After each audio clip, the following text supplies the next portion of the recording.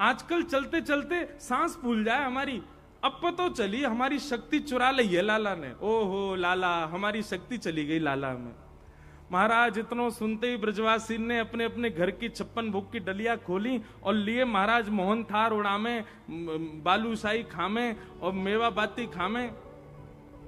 कोई बूढ़ा बुजुर्ग आके बोला, अरे तुम्हें शर्म नहीं आ रही, यहाँ लाला गिरिराज धारण करके खड़ो और तुम्हें जेमने की पड़ रही है। ए बाबा तू ना जाने, कही ना लाला ने अभी हम खामे, हमारे भीतर शक्ति बने और फिर हम लाला को देख लें तो हमारी शक्ति लाला में चली जाए। ये 56 भोग सब हम पामेंगे और फिर लाला को निहारेंगे तो हम सबन की शक्ति लाला में जाएगी। वही से तो गिरिराज जी उठावेगो लाला। ठाकुर जी खूब हंस रहे हैं। जय हो ब्रजवासी इनकी जय हो, इन सबन की बातन की बलिहारी। कितने भोरे हमारे ब्रजवासी। और श्री राधे जू की कृपा सो मैंने गिरिवर लियो उठा। भैया गर्गाचार्य जी पहले ही बोल गए थे यशोदा मैया को, तुम्हारो लाला जब भी कोई दिव्य क्रिया करेगो तो बरसाने के गोप वृषभानु जी की पुत्री राधा रानी की ही कृपा होगी तभी ये कर पाएगो, नहीं तो नहीं कर पाएगो। आज ठाकुर जी गिरिराज जी धारण करके खड़े हैं। यशोदा मैया सब गोप ग्वालन में ढूंढ रही है, राधा रानी कहां है? अरे भैया किशोरी जी कहां हैं? अरे वृषभानु की लाली कहां है? 3 दिन तक ढूंढती रही यशोदा मैया, पर किशोरी जी नहीं मिली। तब अंत में आकर के लाला के चरण दबाने लगी यशोदा मैया, मेरे लाला की शक्ति कहीं खत्म नहीं है जाए। अरे वो वृषभानु की लाली मिली नहीं रही है। तभी यशोदा मैया ने देखी, बोले लाला तो बड़ो आनंद में खड़ो है, या को तो नेक भी थकान ना है रही, कहीं ऐसा तो ना है छुप करके कहीं बैठी हो वृषभानु गोप की लाली और वहीं से ही लाला की शक्ति बढ़ा रही हो। तभी यशोदा मैया ने पीछे गुफाओं में खोजना शुरू किया तो ठाकुर जी जिस शिला पर खड़े थे उसके ठीक पीछे जाकर के देखा तो वहां पर सुख आसन में अपने नेत्रों और भ्रगुटी को आकाश की ओर करते हुए किशोरी जी खड़ी हैं और दिव्य नेत्रों से एक ओजमयी एक प्रकाश निकल रहा है। उसी प्रकाश पर ही गिरिराज जी आकाश में टिके हुए हैं। श्री राधे जू की कृपा सो मैंने गिरिवर लियो। मैं तो कथा में कह दूं भैया, ठाकुर जी तो केवल दिखावे के मारे यूं खड़े है गए, वास्तव में गिरिराज धारण तो हमारी श्री जी ने किया है, गिरिराज धारण तो हमारी किशोरी जी ने किया है। और ठाकुर जी को तो फिर भी उंगली लगानी पड़े, किशोरी जी तो अपनी केवल भ्रगुटी मात्र पर गिरिराज जी धारण कर ले। ऐसी हमारी किशोरी जी। बोलो वृषभानु दुलारी की। असली गिरवरधारी कौन है? श्री जी, किशोरी जी, हमारी लाडली जी हैं। उन्हीं की कृपा से ही गिरिराज जी धारण हो।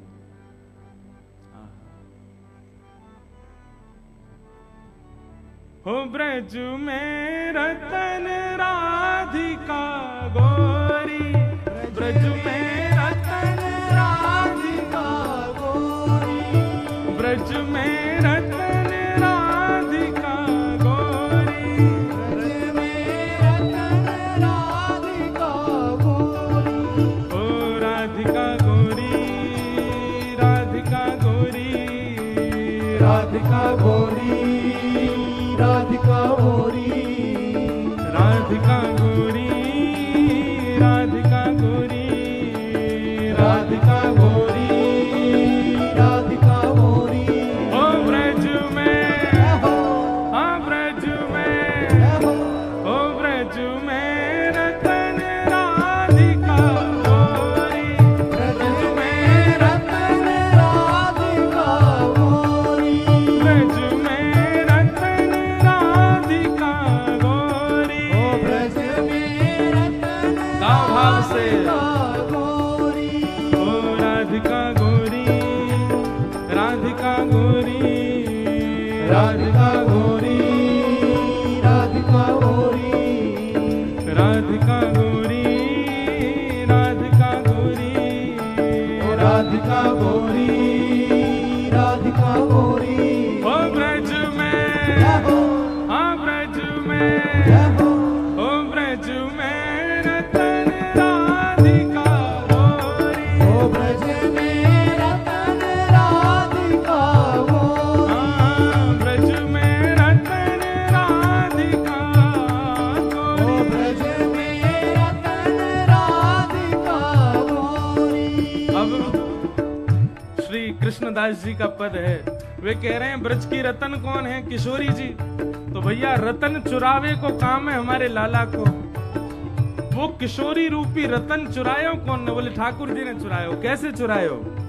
हर लीनी वृष भानु भवन ते, हर लीनी वृष भानु भवन ते, ओ हर लीनी वृष भानु भवन ते, हर लीनी वृष भानु भवन ते, वृष भानु भवन ते, वृष भानु भवन ते, भानु भवन ते, भानु भवन ओ वृष भानु भवन ते, वृष भानु भवन ते, भानु भवन ते, वृष भानु भवन ओ ते, हर लीनी वृष भानु भवन ते, हर लीनी वृष भानु भवन ते। कौन? नंद सुवन की जोरी, नंद सुवन की जोरी, आनंद सुवन की जोरी, सुवन की जोरी। ओ ब्रज में, हो हाँ ब्रज में, हो ओ ब्रज में रतन राधिका गोरी, ओ ब्रज में रतन राधिका गोरी, हाँ ब्रज में रतन राधिका ओ गोरी, ब्रज में रतन राधिका गोरी, ओ ब्रज में रतन राधिका गोरी, ओ ब्रज में रतन राधिका परमभानु गोरी। दुलारी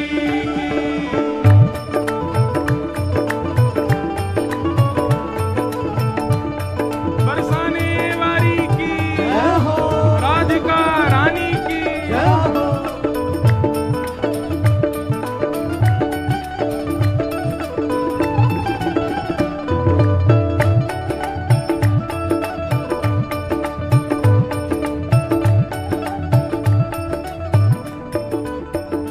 ओ कुंजन कुंजन बिहरत दो, कुंजन कुंजन रत दोनों, हाँ कुंजन कुंजन बिहरत दो, कुंजन कुंजन विहरत दोनों, हाँ बिहरत दो, बिहरत दो, विहरत दोनों, विहरत दोनों, हाँ बिहरत दो, बिहरत दो, विहरत दो, विहरत दो। ओ कुंजन कुंजन बिहरत दो, कुंजन कुंजन विहरत और दो, यमुना तट बन खोरी,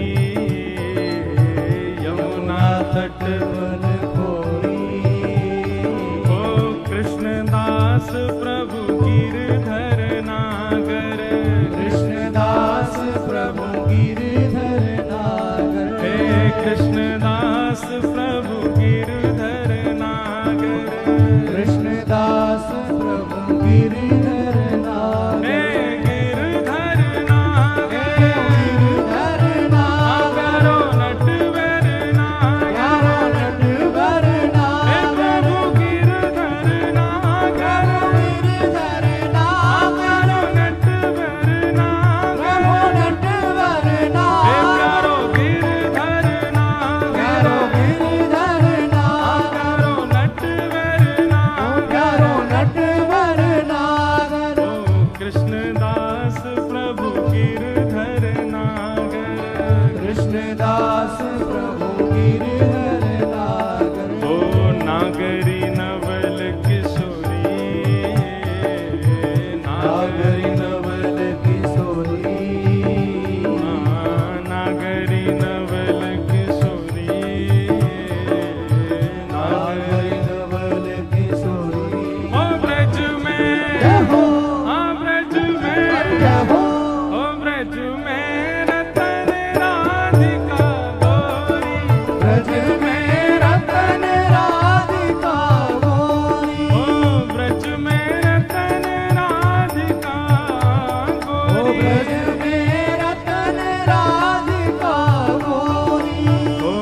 राधिका गोरी, राधिका गोरी, राधिका गोरी, राधिका गोरी, ओ राधिका गोरी, राधिका गोरी, राधिका गोरी, राधिका गोरी। ओ ब्रज में, जय हो, हाँ ब्रज में, जय हो, ओ ब्रज में रतन राधिका गोरी, ओ ब्रज में रतन राधिका गोरी, ब्रज में रतन राधिका ओ गोरी, ब्रज में रतन राधिका गोरी, हे ब्रज में रतन राधिका गोरी, ओ ब्रज में रतन राधिका गोरी, हे ब्रज में रतन राधिका गोरी, ओ ब्रज में रतन राधिका गोरी।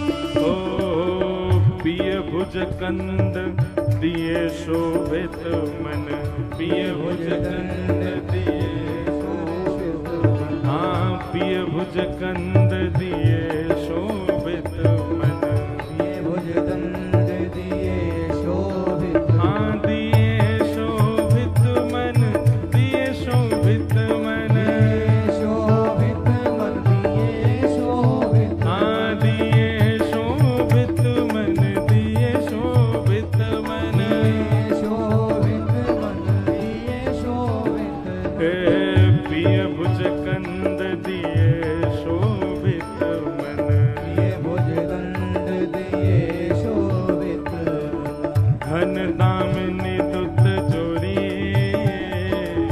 घन दामिनी दुत जोड़ी, ओ घन दामिनी दुत जोरी, घन दामन दुति जोड़ी। ओ ब्रज में, जय हो, हाँ ब्रज में, जय हो, ओ ब्रज में रतन राधिका गोरी, ओ ब्रज में रतन राधिका गोरी, सब ते सुवन राधिका गोरी, ब्रज में सुवन राधिका गोरी, हे ब्रज में रतन राधिका गोरी, ब्रज में रतन राधिका गोरी, ओ राधिका गोरी, राधिका भोरी, राधिका गोरी, राधिका गोरी, हे राधिका गोरी, राधिका भोरी, राधिका गोरी, राधिका गोरी। ओ ब्रज में, जय हो, हाँ ब्रज में, जय हो, ओ ब्रज में रतन राधिका गोरी, ओ ब्रज में रतन राधिका गोरी, ब्रज में रतन राधिका गोरी, ब्रज में रतन राधिका ओ गोरी, ब्रज में रतन राधिका गोरी, ओ ब्रज में रतन राधिका गोरी। राधे राधे राधे राधे राधे राधे राधे, राधे राधे राधे राधे राधे राधे राधे, हे राधे राधे राधे राधे राधे राधे राधे, राधे राधे राधे राधे राधे राधे राधे, हे राधे राधे राधे राधे राधे राधे राधे, राधे राधे राधे राधे राधे राधे राधे, श्री राधे राधे राधे राधे राधे राधे श्री राधे, राधे राधे राधे राधे राधे ओ राधे। ब्रज में, जय हो, हाँ ब्रज में, जय हो, ओ ब्रज में रतन राधिका गोरी, ओ ब्रज में रतन राधिका गोरी, ब्रज में रतन राधिका गोरी, ओ ब्रज में रतन राधिका गोरी, ओ सब में सुगण राधिका गोरी, ओ सब में सुगन राधिका गोरी, हे ब्रज में रतन राधिका गोरी, ओ ब्रज में रतन जय राधिका जय श्री राधे। बल गिरिराज धरण की। तो भैया कौन ने गिरिराज जी धारण किए वास्तव में? कौन ने? श्री जी ने। ब्रज के रतन ने धारण किए, श्री किशोरी जी ने धारण किए। बड़े रहस्य हैं, गिरिराज लीला में भी बड़ी लीलाएं हैं, बड़ी कथाएं हैं। सबको हम प्रणाम मात्र करते हैं। ऐसे किशोरी जी के श्री चरणों में बारंबार प्रणाम। भगवान ने 7 दिन 7 रात्रि गिरिराज जी धारण किए। तत्पश्चात इंद्र ने आकर के भगवान से क्षमा मांगी। भगवान ने उसको क्षमा किया। आगे भागवत जी में एकादशी व्रत की कथा बताई गई और हम एक निवेदन हर कथा में करते हैं, सब लोग बहुत ध्यान से सुने। वैष्णव यदि आप बने हैं तो 3 निष्ठाओं का पालन जरूर किया कीजिए। एक तो नाम जप निष्ठा, नाम जप जरूर करो। दूसरा तुलसी निष्ठा और तीसरा एकादशी निष्ठा। अभी वृंदावन में और कई जगहों पर बड़ा विवाद हो गया कई बातों को लेकर के। किसी संप्रदाय में तुलसी जी का ये भाव है, किसी में एकादशी का ये भाव है। हम आपसे पहले भी निवेदन कर चुके हैं, वृंदावन रस भूमि है। कौन सी भूमि है? बहुत ध्यान पूर्वक सुनिए, सब लोग मेरी ओर देखिएगा। वृंदावन रस भूमि है। वृंदावन में रस की प्रधानता ज्यादा है। वहां कई बार नियमों का पालन प्रधान नहीं होता है। और रस की भूमि का मतलब प्रेम की भूमि, और प्रेम जहां होता है वहां नियम टूटते ही हैं, नियम कई बार विपरीत होते ही हैं। इस बात को लोग समझ नहीं पा रहे हैं। पूरे भारत में वेदों की बातें प्रधान मानी जाती हैं, शास्त्रों की बातें प्रधान मानी जाती हैं, और उन्हीं के आधार पर ही व्यक्ति का नियम, साधक का नियम बनाया जाता है। पर वृंदावन प्रेमियों की भूमि है। वहां साधक नहीं होते, वहां साधु नहीं होते, वहां संत नहीं होते, वहां प्रेमी होते हैं। और प्रेमियों में कई जगह नियम नहीं होता।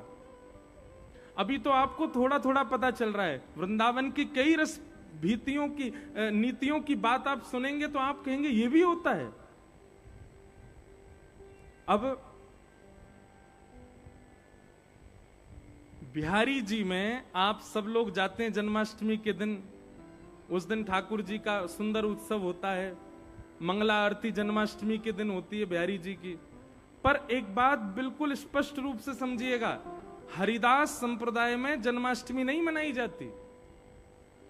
वहां जन्माष्टमी के दिन आचार्य उत्सव मनाया जाता है। स्थान के हरिदास परंपरा के कोई आचार्य उसी दिन प्रकट हुए, उनका उत्सव प्रधान माना जाता है। वहां पर श्री कृष्ण जन्माष्टमी प्रधान नहीं है। आप कहोगे वृंदावन में बिहारी जी में ही कृष्ण जन्माष्टमी प्रधान नहीं है। अब आप हरिदास परंपरा में जाएंगे तो हरिदास परंपरा में स्पष्ट कहते हैं, सब लोग इधर देखो, बहुत ध्यान से सुनो, हमारे नित्य किशोर अजन्मा। हरिदास परंपरा का नियम क्या है कि हमारे ठाकुर जी अजन्मा हैं, उनका कभी जन्म ही नहीं होता। आप कहो तो फिर कृष्ण जन्माष्टमी ये सब क्या है? बोले जो लोग ठाकुर जी को जानते नहीं, उनको जनाने के लिए वही हमारे नित्य किशोर जन्म लेकर के उनके लिए आए। हमारे लिए तो अजन्मा ही है। अब इस रस भीति को आप नहीं समझ पाओगे, अलग ही है। हरिदास परंपरा में राधाष्टमी नहीं मनाई जाती। राधाष्टमी के दिन स्वामी श्री हरिदास जी प्रकट हुए थे, उनका उत्सव मनाया जाता है। ग्रहण होता है, पूरे विश्व में ग्रहण काल में कोई भोजन नहीं करता। ग्रहण में भोजन बनाना नहीं चाहिए, ग्रहण में भोजन करना नहीं चाहिए, ग्रहण में सोना नहीं चाहिए, सारे नियम बताए जाते हैं शास्त्रों में। तटीय स्थान में और हमारे हरिदास परंपरा में आप चले जाओ तो वहां ग्रहण के काल में तो भंडारा होता है। एक बार की बात है कि कोई साधक बाहर से जा रहे थे और ग्रहण का समय वृंदावन की परिक्रमा लगा रहे थे। सूर्य ग्रहण पड़ रहा था और सूर्य ग्रहण जब पड़ता है तो एक क्षण के लिए सूर्य अंतर ध्यान होते हैं। तो सूर्य ग्रहण का समय था, कोई साधक परिक्रमा लगा रहे थे वृंदावन की, और जैसे ही ग्रहण प्रारंभ हुआ तभी उन्होंने देखा कि बड़ी जय जयकार बोल रही है। भैया कहां से? तटीय स्थान में भीतर जाके देखा तो वहां तो पूड़ियां चल रही हैं, सब बढ़िया खीर उड़ा रहे हैं। मैं जाके बोले राम राम राम राम राम, ग्रहण पड़ रहा है और आप लोग भोजन कर रहे हो यहां पे।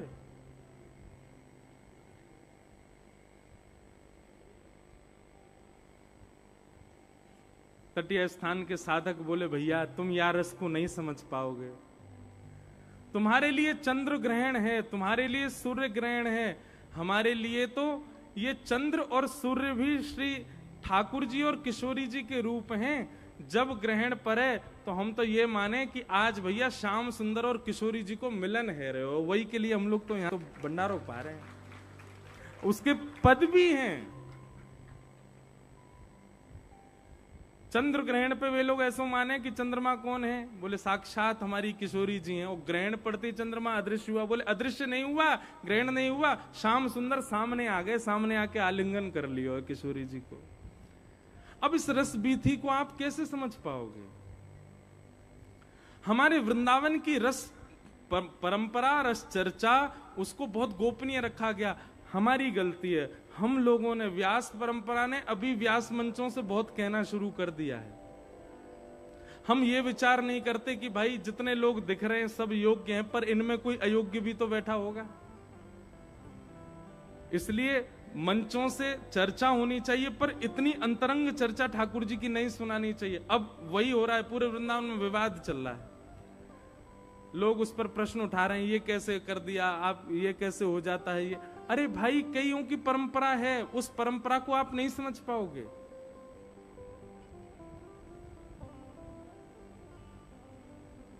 अब हमारे वृंदावन में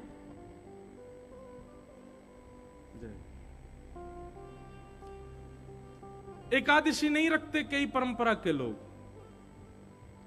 एकादशी का नियम ही नहीं है, वहां पे रखना ही नहीं है एकादशी। और हमारे शास्त्र कहते हैं कि एकादशी करनी चाहिए, एकादशी नहीं करो तो कितना घनघोर पाप लगता है। बहुत सावधानी से सुनो सब लोग, बोलो वृंदावन बिहारी लाल की। इधर देखो सब लोग, यहां देखो, 2 दिन और देख लो हैं, फिर कहीं देखियो।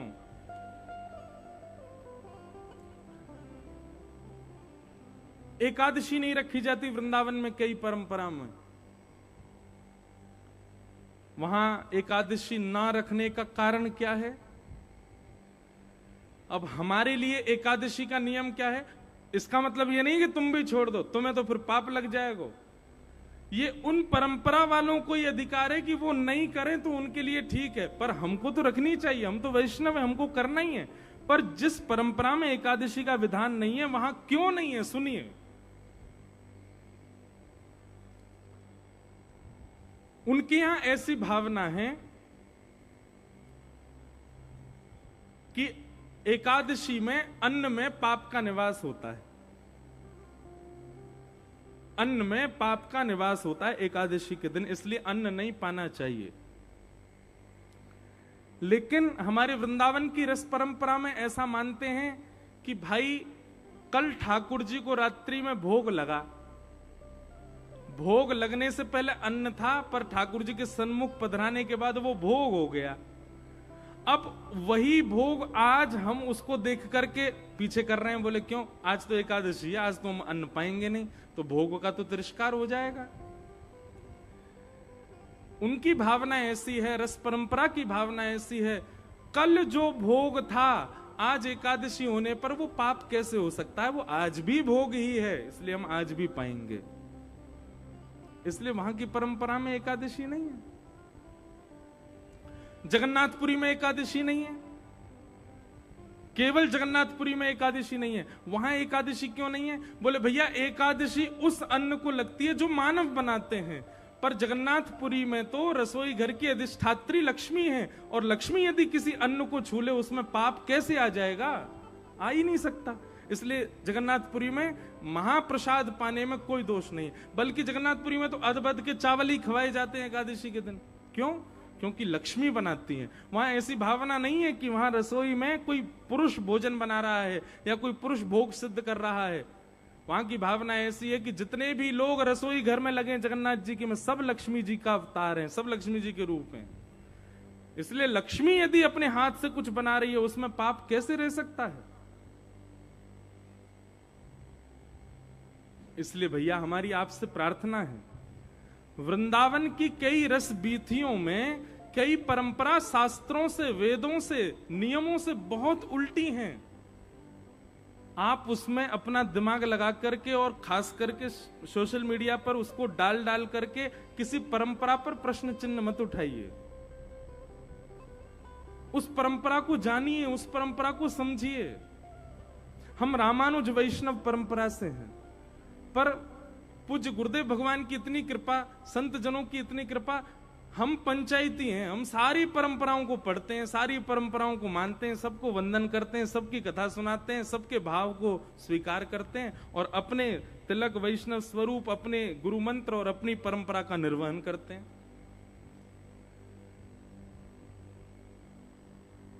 इसलिए भैया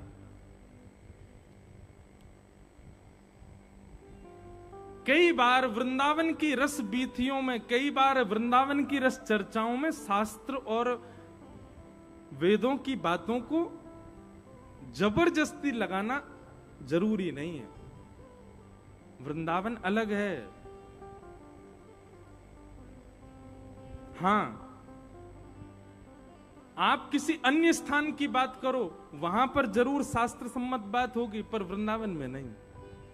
अब ऐसे तो नियम है, बिना घंटी घड़ियाल के ठाकुर जी की आरती होनी चाहिए। कभी बिहारी जी में होती है, घंटी नहीं बजती, घंटा ही नहीं बजते, कोई घड़ियाल नहीं बजते, शंख वंख कुछ नहीं बजाते वहां पे, केवल आरती घूमती है। क्यों? ने 100 लाला है, जोड़ते शंख बजा दियो, घंटी घड़ियाल बजा दी, डर जाएगो।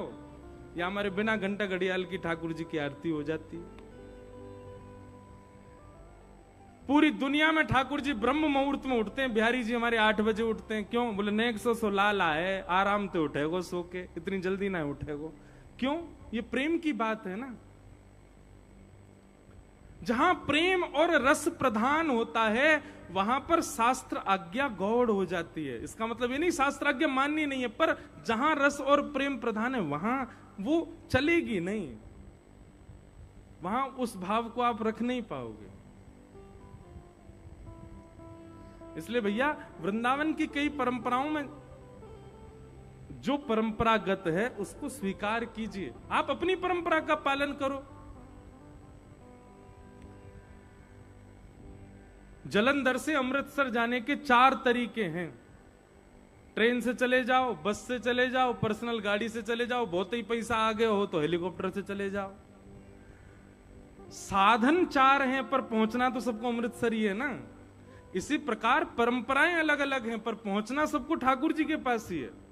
अब बस की परंपरा में जो चलने वाला है, गाड़ी वाला सोचे कि नहीं भाई बस में एसी क्यों नहीं चल रहा, गाड़ी तो हम कहीं भी रोक के कुछ भी खा लेते हैं, बस क्यों नहीं रुकती सब जगह। अरे भाई बस की अपनी परंपरा है, वो अपने तरीके से चलेगी। जहां रुकना है वहीं रुकेगी, जहां चलना है वहीं चलेगी, जहां से मुड़ना है वहीं मुड़ेगी। अब गाड़ी की तरह बस थोड़ी चल जाएगी। ऐसे ही परंपराएं भी अलग अलग हैं, परंपराओं के मार्ग और परंपराओं की गतियां भी अलग अलग हैं। उसको उसका सम्मान कीजिए, उस पर प्रश्न मत उठाओ।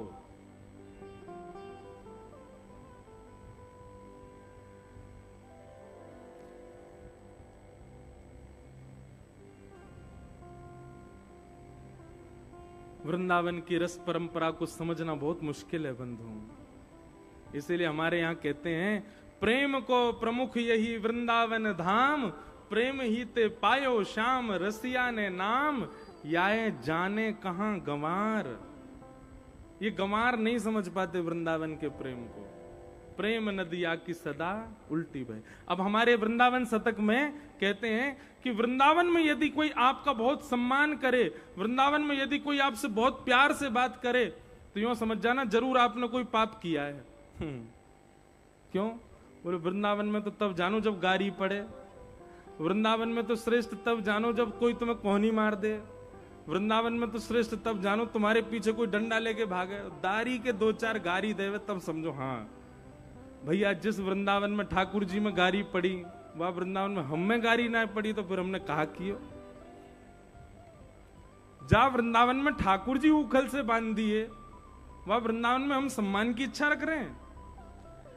जा वृंदावन में छड़ी लेकर के यशोदा मैया लाला के पीछे दौड़ रही है, वह वृंदावन में हम चाह रहे हैं कि हमको सब लोग महाराज जी कह के बुलावे।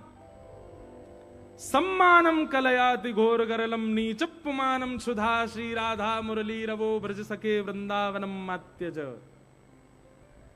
वृंदावन में सम्मान नहीं, वृंदावन में तो यूं सोचो कोई ब्रजवासी ने हमको गारी दे दे, इसका मतलब ये नहीं कोई तो हाथ जोड़कर ने गारी दे दो हमको, नहीं, कछु ऐसो कर जाओ कि तुम में गारी पड़े। कई ब्रजवासियों को, कई वैष्णवों को जो बाहर से आते हैं, वो वृंदावन में अद्भुत के ऐसे काम करेंगे जासो उनमें नेकात थोड़ी जो है गारी पड़े। ऐसे भी लोग हैं कई। वृंदावन को समझना सामान्य बात नहीं है, अद्भुत है वृंदावन।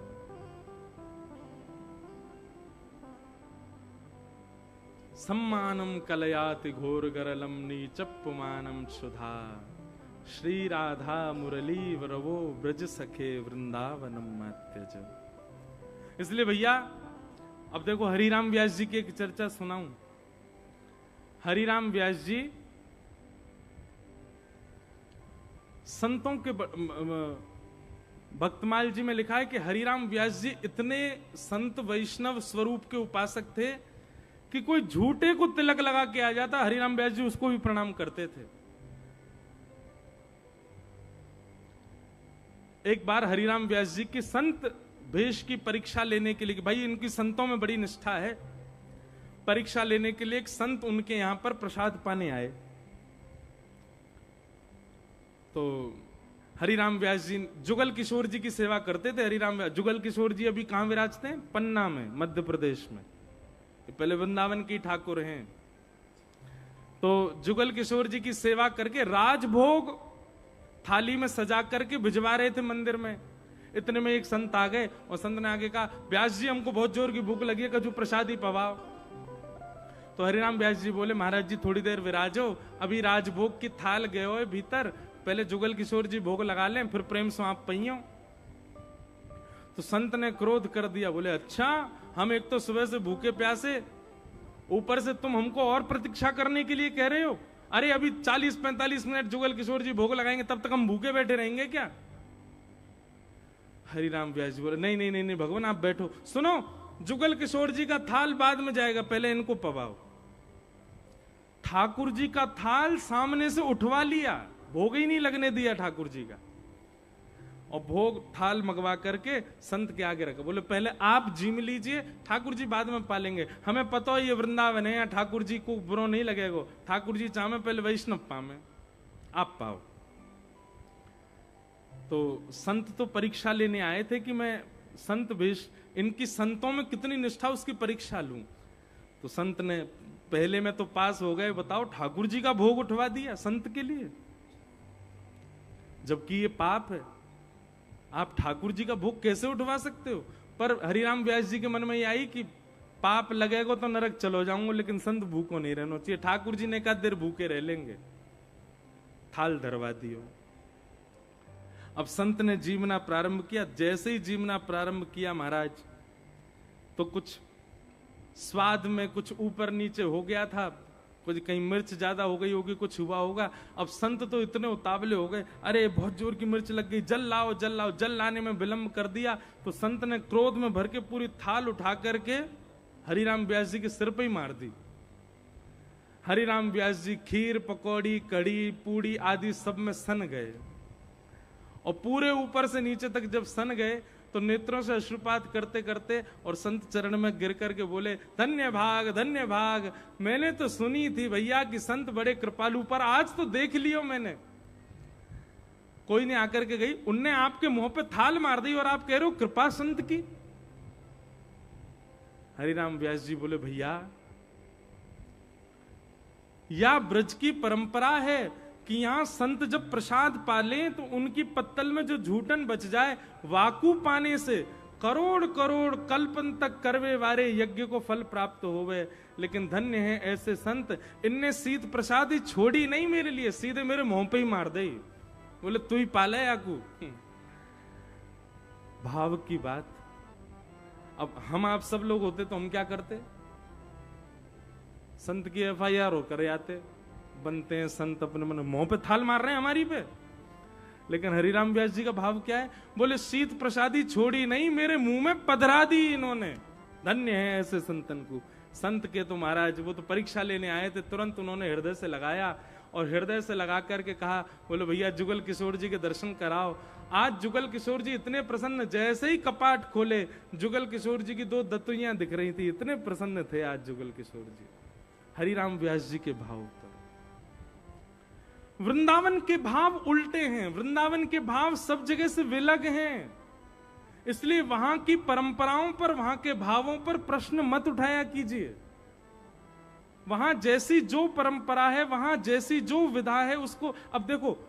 एक और बात बताऊं, कई बात नहीं पता होंगी आपको, मैं सब बताऊंगा भी नहीं, नहीं तो प्रश्न घूमेंगे फिर। राधा वल्लभ जी में 40 दिन होरी चलेगी, खूब रंग उड़ेगो, खूब रंग उड़ेगो, लेकिन धुलेटी वाले दिन, जिस दिन पूरे वृंदावन में होली हो रही होगी, उस दिन वहां पर रंग नहीं उड़ता। ठाकुर जी बिल्कुल नीट एंड क्लीन व्हाइट वस्त्र में खड़े होंगे, एक रंग की बौछार नहीं उड़ा सकते आप, निषेध है।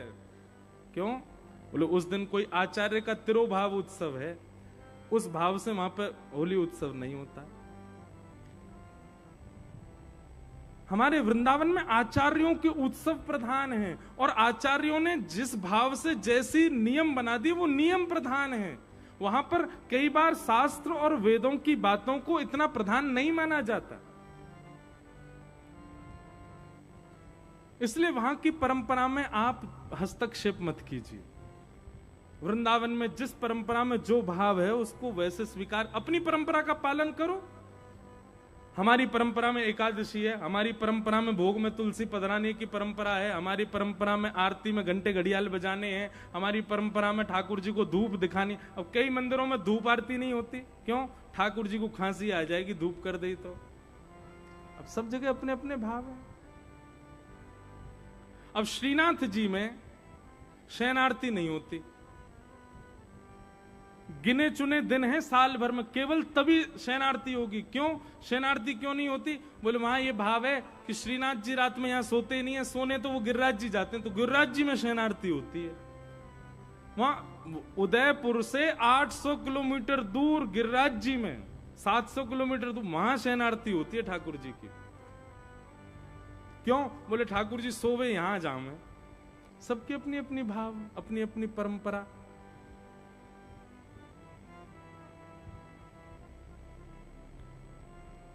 इसलिए भैया उनमें ज्यादा हस्तक्षेप मत करो। आजकल मुझे सुनाई दिया कुछ ऐसा कि किसी परंपरा पर सब लोग प्रश्न उठा रहे हैं, ऐसा कैसे हो गया, ये कैसे हो सकता है। अरे भैया ये वृंदावन है, वृंदावन प्रेम का प्रधान है। हम अपनी परंपरा का पालन करें, पर वहां की जो निज परंपरा, वृंदावन की रस परंपरा है, उस पर आप हस्तक्षेप मत करो। वहां है ऐसा तो वहां होने दीजिए।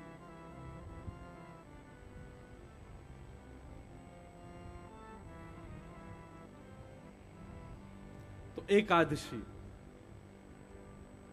अब कंठी माला पहनना सब परंपराओं में अनिवार्य है, पर कई परंपरा में ऐसी भावना है कि कंठी माला स्नान करते समय मत पहनो। क्यों?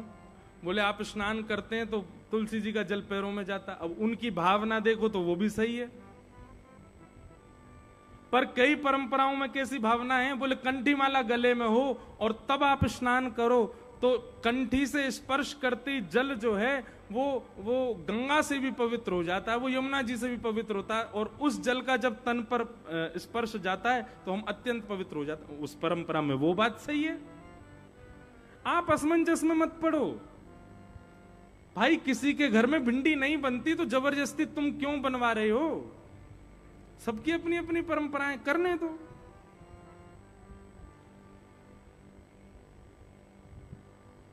अपनी परंपरा का पालन करो, अपनी गुरु आज्ञा का पालन करो। और तुम्हारे कोई गुरु नहीं है तो फिर जल्दी ढूंढो कोई गुरु। अच्छे गुरु जीवन में होने चाहिए, एक पथ प्रदर्शक होने चाहिए। एक ठौर पकड़ के रखो, एक परंपरा में रहो। तो 3 निष्ठा वैष्णव के जीवन में होनी चाहिए। पहली, नाम जप। दूसरी एकादशी और तीसरी तुलसी। अब एकादशी निष्ठा देखो, श्री नामदेव जी महाराज ऐसी एकादशी रखते थे। नामदेव जी का नियम कैसा था पता है? वो खुद तो एकादशी रखते थे और उनके आगे दिखने वाला कोई भी उनको दिख जाता, जो एकादशी नहीं रखता, जबरदस्ती उसके मुंह पे ही खड़े हो जाते, बोले तेरी भी करवाऊंगा आज, जब तक द्वादशी नहीं लग जाए कुछ खाने नहीं दूंगा। ऐसे थे नामदेव जी महाराज। तो एक बार ठाकुर जी उनकी परीक्षा लेने के लिए एक दीनहीन से ब्राह्मण बन के चले गए और द्वार पर जाकर के भगवान धड़ाम से गिरे, एक ब्राह्मण बन के गए। नामदेव जी दौड़ कर गए, ओहो ब्राह्मण देवता है, ब्राह्मण देवता, भगवान क्या हो गया? जल्दी उनको बैठाया, चरण मलने लगे। तो ब्राह्मण के रूप में भगवान बोले, मैं बहुत भूखा हूं नामदेव जी, मुझे बहुत दिन से भूख लगी है, कुछ पाया नहीं है, बहुत लंबा चल के आया हूं, मुझे जल्दी कुछ पवा दो। नामदेव जी बोले, आज तो एकादशी है, एकादशी के दिन तो कुछ नहीं पाते।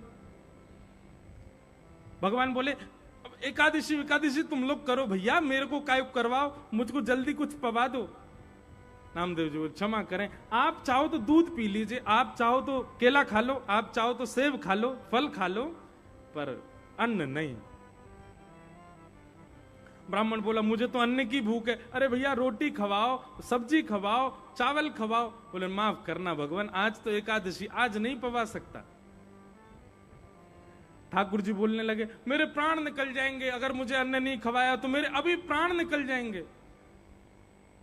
नामदेव जी बोले, बहुत अच्छा, प्राण निकल जाए तो एकादशी के दिन प्राण निकलेंगे, सीधे वैकुंठ ही जाओगे, लेकिन अन्न नहीं मिलेगा आपको खाने को। पड़ोसी इकट्ठे हो गए वहां पे, पड़ोसी इकट्ठे होकर के सब कहने लगे, अरे नामदेव तुम एकादशी करो, अपने परिवार से करवाओ, बेचारे ब्राह्मण को क्यों मार रहे हो? नामदेव जी बोले, क्षमा करना, आज मैं इनको करने नहीं दूंगा, आज तो इनको एकादशी होके रहेगी इनकी। कोई पड़ोसी आया, ब्राह्मण का हाथ पकड़े, आप मेरे घर चलो, मैं आपको रोटी पवाऊंगा। नामदेव जी चरणों में गिर गए, बोले, जाने भी नहीं दूंगा। अब मुझे पता चल गया है कि ये अन्न खाएंगे तो मेरी एकादशी भी टूटेगी, मैं इनको भी नहीं खाने दूंगा। भगवान इस स्थिति तक में पहुंच गए, बोले कि मेरे प्राण निकलने वाले हैं, मैं बस अंतिम श्वास आ ही रही है, मेरे प्राण निकल ही जाएंगे, नामदेव मुझे कुछ खिला दो। बोले, भैया सब बैठ के भजन करो, आप सीधे वैकुंठ जाना, हाँ आज एकादशी है। पाने को मना नहीं कर रहे हैं, दूध पी लीजिए, केला खा लीजिए, सेब खा, फल खा लो, पर अन्न नहीं। भगवान बोले, अभी तक तो नामदेव पास हो रहा है, लेकिन अब प्राण निकाल के देख ही लेते हैं। और उस दीनहीन से ब्राह्मण के रूप में भगवान ने अपने प्राण निकाल दिए, अचेत होकर गिर गए पृथ्वी पर। जैसे ही अचेत होकर के गिरे, सबने जल डाला, नाड़ी देखी, धड़कन देखी तो अचेत हैं। सब लोग कहने लगे, अरे नामदेव ऐसी एकादशी क्या काम की, एक ब्राह्मण मर गया तेरे द्वार पे आके। नामदेव जी के नेत्र सजल हो गए, लकड़ियां इकट्ठी करके लाए, अपने घर के आंगन में ही चिता बना दी और उस पर ब्राह्मण देवता का शरीर पधरा दिया। ठाकुर जी मनी मन सोच रहे हैं, अरे ये तो इस पर कोई फर्क नहीं पड़ रहा है। लेकिन अंत तो गत्वा नामदेव जी बोले, भैया मेरी वजह से एक ब्राह्मण ने एकादशी के दिन प्राण त्यागे, इसलिए मैं भी इनके साथ जीवित समाधि लूंगा। और नामदेव जी भी चिता पर बैठ गए। जैसे ही अग्नि प्रज्वलित करी महाराज, तुरंत ब्राह्मण के रूप में श्री पंडरीनाथ भगवान प्रकट हो गए। प्रकट होकर के नामदेव जी को हृदय से लगा लिया और हृदय से लगा के बोले, मैं तो परीक्षा ले रहा था तुम्हारी एकादशी निष्ठा की। एक बात बहुत ध्यान से सुनिएगा बंधुओं, एक होता है कट्टरपंथी होना और एक होता है निष्ठावान होना। दोनों में अच्छा क्या है बताओ? निष्ठावान। निष्ठा होना, उसको कट्टरपंथी नहीं कहते। जैसे कई लोग अपने नियम के प्रति बड़े कट्टर होते हैं और वो अपनी कट्टरता में नामदेव जी जैसे बन जाते हैं। नामदेव जी कट्टर थे एकादशी के प्रति, पर उनकी कट्टरता कैसी थी? दूध पी लीजिए, चरणों में गिर गिर के कह रहे हैं आप फल पा लीजिए, बड़ी प्रसन्न मुद्रा में कह रहे हैं, कोई जबरदस्ती क्रोध में नहीं भर गए कि भाई ये नियम तोड़ दिया, तुमको पाप लगेगा, नरक जाना पड़ेगा, ये नरक जाना पड़ेगा, पाप लगेगा, ऐसा हो जाएगा। ये कट्टर लोग बोलते हैं। निष्ठावान व्यक्ति तो चरण में गिर करके कैसे भी नियम का पालन करवाएगा। निष्ठावान बनिए अपनी परंपरा के लिए, अपने हिंदू वैदिक सनातन धर्म के लिए, अपने जिस गुरु परंपरा में हो उसके लिए निष्ठावान रहो, कट्टरवान नहीं कि जबरदस्ती किसी को पकड़ करके आप उसके लिए वो करवाओ और उसको गुमराह करके, उसको अनर्गल बातें बता करके उसके पंथ से उसको दूषित कर दो।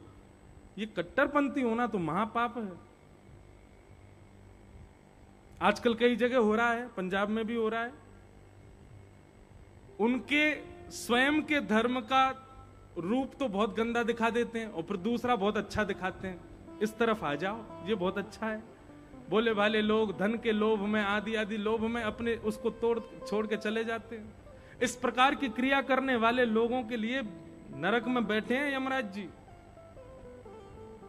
निष्ठावान रहो। कट्टरपंथी ने, निष्ठावान व्यक्ति चरण में पड़ा रहेगा, अपने निष्ठा का पालन करेगा, किसी अन्य से करवाने का प्रयास अगर उसकी इच्छा होगी तो करवाएगा, नहीं तो नहीं। निष्ठावान बनो अपने धर्म के प्रति, गुरु के प्रति, अपने भावों के प्रति, कट्टर नहीं।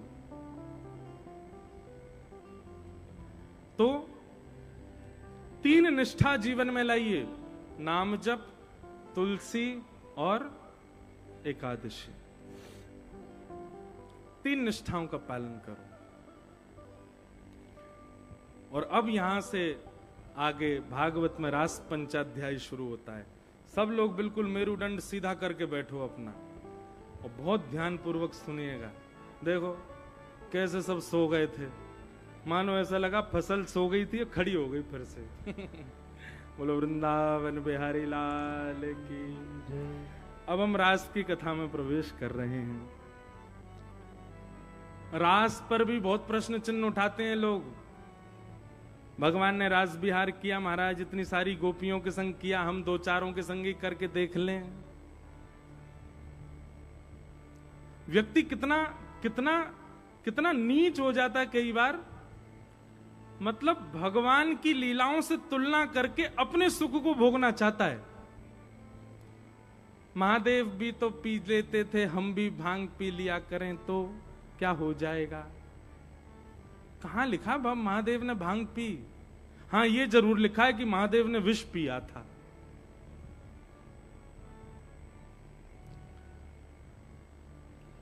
रास बिहार कहते किसको हैं? बहुत सावधानी से सुनिएगा कथा को। रास बिहार की कथा सुने हम लोग। मैं हर कथा में इस बात का प्रतिपादन करता हूं। 2 बातें हैं, रस और रास। कौन कौन सी? रस और रास। हम आप लोगों की जो श्रेणी है, हम आप लोगों की जो कैटेगरी है अभी की, वो है रस की कैटेगरी। काय की कैटेगरी? रस। हम रस में हैं।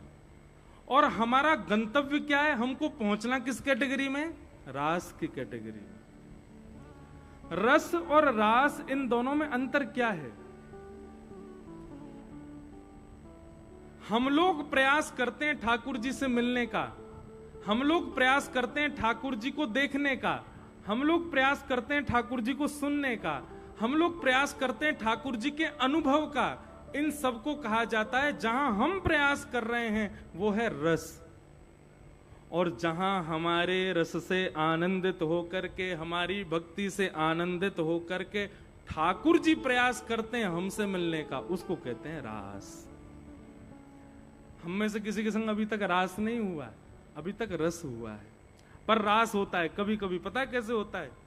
जैसे वृंदावन जाओ और वृंदावन बिहारी जी, यहां जलंधर से निकलते ही मन में विचार कर लो, कल मैं जब वृंदावन बिहारी जी के दर्शन करने जाऊंगा तो बिहारी जी लाल पोशाक में हो, गले में सुंदर वैजंती माला पहनी हो, सिर पर सुंदर पंचमोर पिच्छ का सुंदर मुकुट धारण किया हो, कानों में मकराकृत कुंडल हो और मैं मंदिर के इस कोने से देखूंगा, वो सारा विजुअलाइजेशन पहले ही सोच लो, और तभी मैं आगे जाऊं।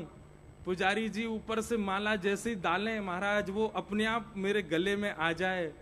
श्री बिहारी जी लाल लाल पोशाक में कल मेरे भाव से मुझको दर्शन कराएं, ये आप पहले ही विचार करके चले जाओ, और फिर प्रतीक्षा करो। मंदिर में एक एक कदम जब आप भीतर प्रवेश करोगे, तो जैसा आपने विचार किया वैसा अगर आपको दिख गया, तो जाते ही आपने देखा कि श्री बिहारी जी लाल पोशाक में विराज रहे हैं, गले में बढ़िया वैजंती माला पहनी है, पंच मोर पिच्छ का मुकुट धारण किया है, आप एक कोने में खड़े हैं, वही कोना है जिससे आपने विचार किया था, वहीं से बिहारी जी दिख रहे हैं। तभी पुजारी जी ने आकर के सुंदर माला पधराई और वो माला आकर के गले में पड़ गई।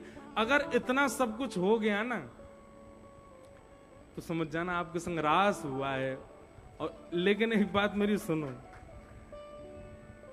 कम से कम 10 बातें सोच के जाना, 10 की 10 पूरी हो गई तो फिर एक ही चीज होगी, क्या वहीं प्राण चले जाएंगे, फिर वापस नहीं आ पाओगे। 10 बात सोच के जाना, एक ही पूरी हो बस, क्योंकि अगर 10 पूरी हो गई, जैसा आपने विचार किया वैसा ही हो गया, तो ये समझ लो पूर्ण रास हो गया। और पूर्ण रास का मतलब ये हो गया महारास। महारास का मतलब है कि फिर आप वापस संसार में आ ही नहीं पाओगे, फिर तो आप बिहारी जी में विलीन हो जाओगे।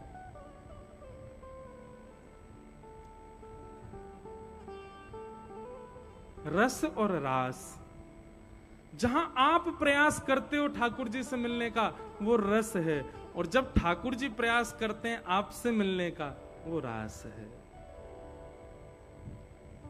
अभी हम रस की स्थिति में हैं, हमें रास की स्थिति में पहुंचना है, हमें रास के भाव में जाना है।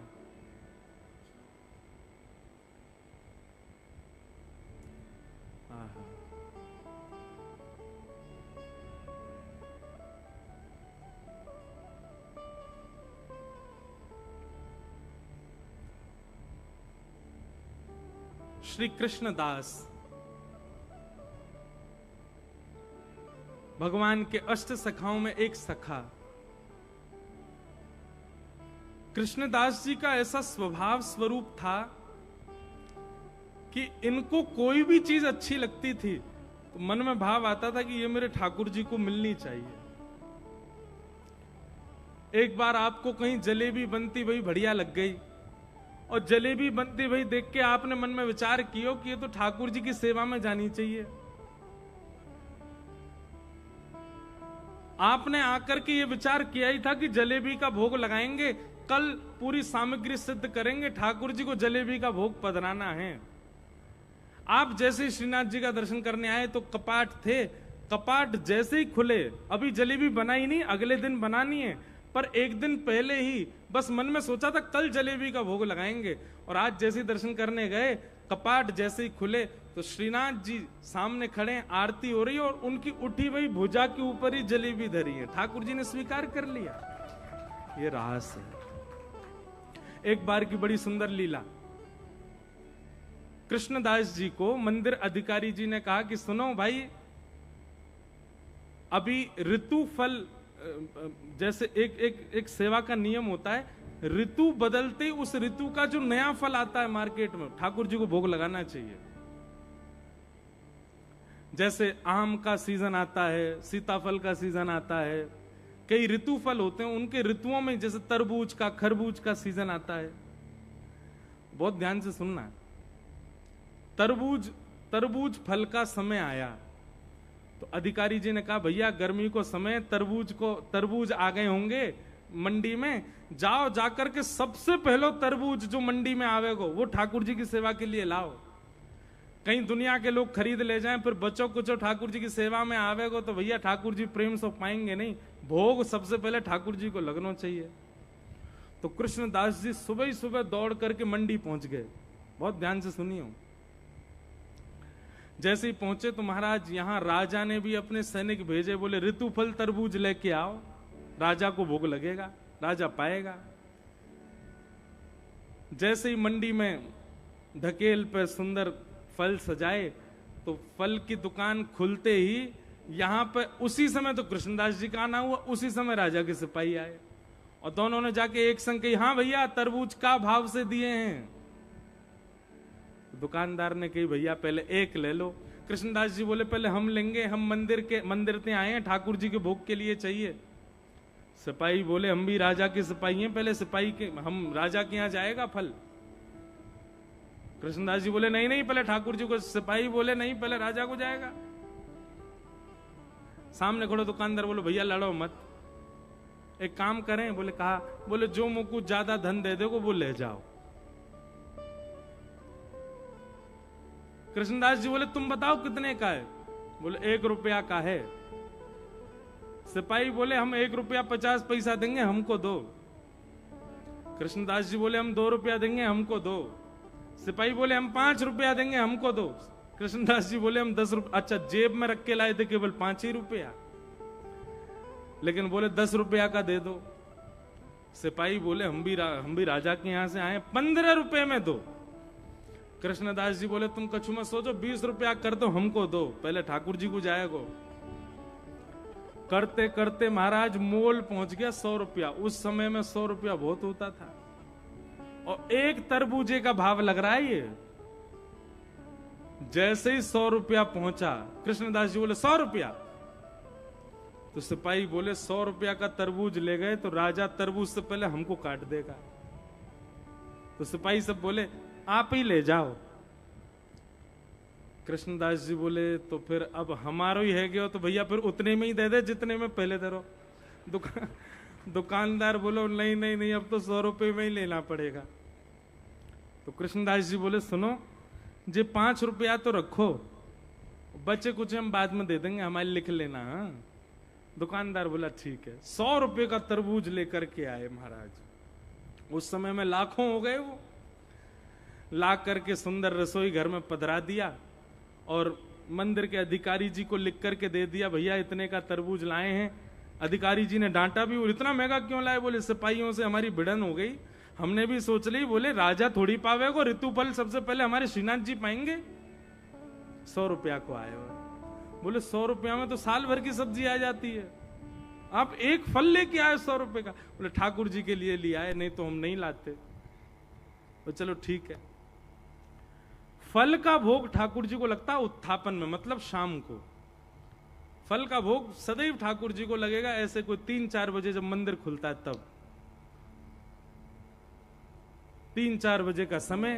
अब मंदिर पुजारी जी जैसे ही गए रसोई घर में जाकर के देखा तो वहां तो फल था ही नहीं, फल चोरी हो गया।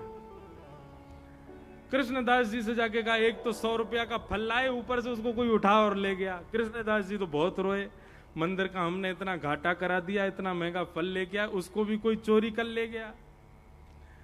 कृष्णदास जी के मन में मोल की चिंता ज्यादा नहीं थी, उनको एक ही चिंता थी कि ऋतु फल ठाकुर जी को भोग में नहीं आ पाया। मंदिर में सब इकट्ठे हुए, ठाकुर जी के कपाट खुलने का समय था। कृष्णदास जी को अधिकार था कि वे पहले भीतर जाकर के कीर्तन गाना प्रारंभ कर देते थे, बाकी लोगों के लिए दर्शन बाद में खुलता था। बहुत ध्यान से सुनना। तो कृष्णदास जी तो बड़े उदास मन में सोचने लगे, बोले जय जय को आज भोग नहीं लग पायो है, कहा करूं। सबने कही कृष्णदास जी आप भीतर जाओ, कीर्तन करना प्रारंभ करो। कृष्णदास जी ने जैसे ही भीतर प्रवेश किया, पर्दा के भीतर जाकर के देखा तो क्या पाया?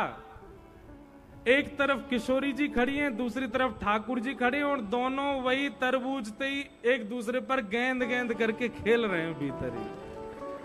ठाकुर जी वहां फलकू लेकर के एक दूसरे के संग क्रीड़ा कर रहे हैं, और कृष्णदास जी ने जैसे ही जाकर के देखो सोई दोनों एक है करके श्रीनाथ जी के रूप में खड़े है गए। कृष्णदास जी बोले चोरी तो पकड़ी गई, जय जय मैंने देख लियो, आप कहा कर रहे, जय हो बले बले जाऊं जय जय। मैं तो सोच रहा हूं मैं पधराऊं फलकू, लेकिन ठाकुर जी ने तो मेरे मन को भाव पहले ही स्वीकार कर लियो, पहले ही वासो क्रीड़ा कर रहे हैं। तो इस लीला को आप क्या कहेंगे? ये रस है कि रास है? ये रास। जहां ठाकुर जी अनुग्रह करें भक्त के भाव पर, वो रास है।